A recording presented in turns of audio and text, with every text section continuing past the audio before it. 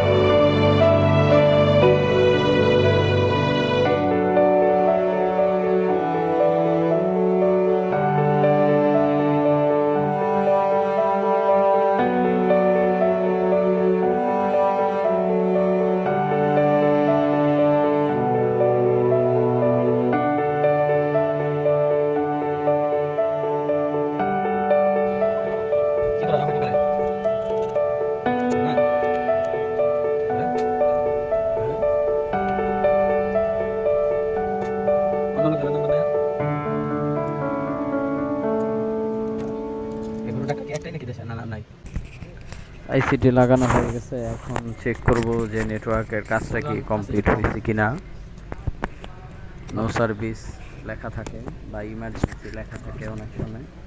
আচ্ছা, তো এটা হচ্ছে আইসিটা চেঞ্জ করতে হয় বা রিভলভ করতে হয়। তো দেখেন নেটওয়ার্ক মনে হয় ইনশাল্লাহ চলে আসছে, এই যে রবি লেখা চলে আসছে।